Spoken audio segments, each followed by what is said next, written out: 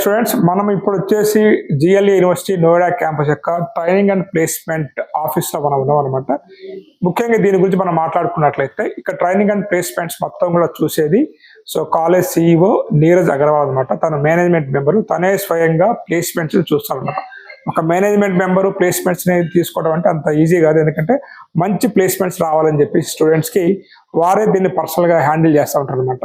ముఖ్యంగా వీళ్ళ ప్లేస్మెంట్స్ గురించి మనం మాట్లాడినట్లయితే, ఎందుకంటే ఒక్క సంవత్సరమే కాకుండా గత 5 సంవత్సరాల గురించి మనం మాట్లాడుకున్నట్లయితే ఇక్కడ ఈ 5 years లో 86% average placement per annum. Year వచ్చేసి మనకి 60 lakhs పర్ యానం అనేది రావడం జరిగింది అనమాట. ఇక్కడ మొత్తం కూడా 3000+ ప్లేస్మెంట్స్ కరెంట్ బ్యాచ్ లో రావడం జరిగింది. అండ్ వీళ్ళ స్టూడెంట్స్ ఎవరైతే ఉన్నారో మొత్తం కూడా 6000+ మెంబర్స్ కూడా అంటే గ్లోబల్ కంపెనీస్ లో వర్క్ చేస్తూ, దానివల్లనే వీళ్ళకి మంచి కంపెనీస్ రావడం జరుగుతూ ఉంది.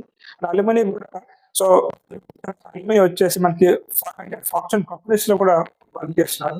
వీటన్నిటి మూలాన ప్లేస్మెంట్స్ రేట్ అనేది చాలా కాలేజీలో తక్కువ. అంటే ఈ కాలేజీలో ఇయర్ బై ఇయర్ అనేది ప్లేస్మెంట్ రేట్ అనేది ఇంక్రీజ్ అవుతా ఉన్నాను. కాబట్టి మీ యొక్క మెయిన్ ఎయిమ్ వచ్చేసి computer science and AI or computer science ఈసీలో కనుక మీరు బీటెక్ చేయాలి, ఈ కాలేజీని ఎంచుకోవచ్చు. డిస్ప్లే అవుతున్న నెంబర్ కాల్ చేసి తెలుసుకోండి.